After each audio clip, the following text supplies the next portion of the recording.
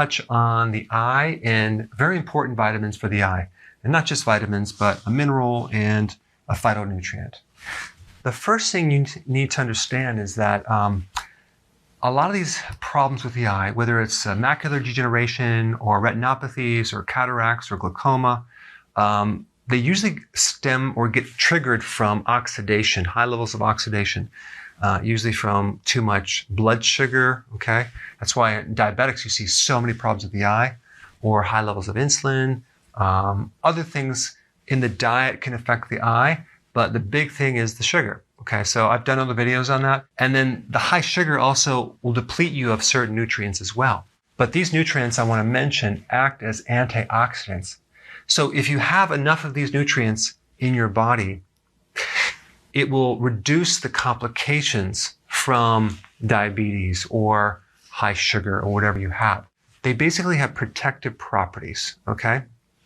So the most important is vitamin A. Without vitamin A, you're going to have a lot of eye problems. Vitamin A helps you see in the dark, and it can reduce night blindness and prevent it, basically, in people that can't see when they're driving at night. Without vitamin A, your tear ducts and your mucous membranes around the eye dry right up, so you get dry eye. There's so many people like carrying around this little solution to help lubricate the eye when they need vitamin A. And also make note that you might need more bile salts if there's a gallbladder problem or a liver problem, because you need that to help you absorb vitamin A.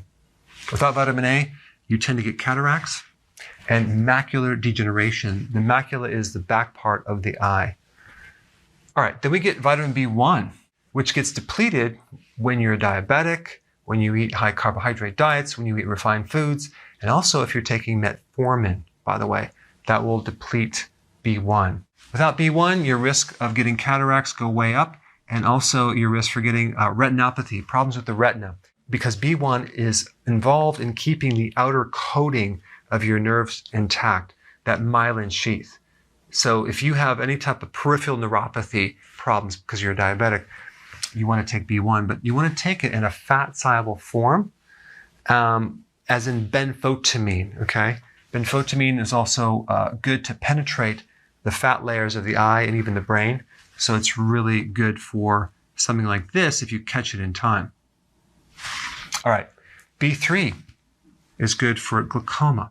And all the B vitamins that I'm going to talk about, you can take nutritional yeast to get your B vitamins. It's a good source. But glaucoma is high pressure in the eye. Okay, then we have zinc. Zinc is a very powerful antioxidant. It's a trace mineral. Over 2 billion people on this planet are deficient in zinc. It's a very common deficiency also in agriculture as well. So it's one of the most common. But zinc allows vitamin A to work, okay, to do its job. Without zinc, vitamin A has a hard time creating its functions. All right, another point is that your eye is loaded with zinc, okay, because zinc acts as a cofactor or a helper in all these different enzymes, over 1,000 different enzymes dealing with proteins. Without zinc, you get an increased risk of getting a cataract and macular degeneration. Other than that, you're perfectly fine. Okay, then we get carotenoids, which is not a vitamin, it's a phytonutrient. It's an additional thing in plants and other foods that give you health benefits, like lutein, zeaxanthin. You may have heard about eating tomatoes, for example, it's high in lutein, or kale, or any type of leafy greens, because these carotenoids actually help prevent macular degeneration, and a lot of other things. Okay, vitamin D actually can help reduce the risk for cataracts. It's a fat-soluble vitamin. This is a fat-soluble vitamin.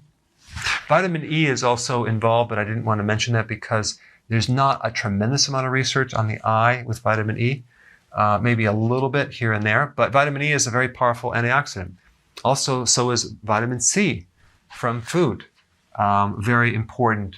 But again, I didn't want to put that because I didn't find a lot of research on that. All right, vitamin B2 deficiencies can increase your risk of cataracts and macular degeneration as well. And vitamin B2 is a antioxidant for the nervous system too. So I did another video on this related to Parkinson's. Very interesting. All right, guys, there's a summary. Make sure you're getting these nutrients from the food that you're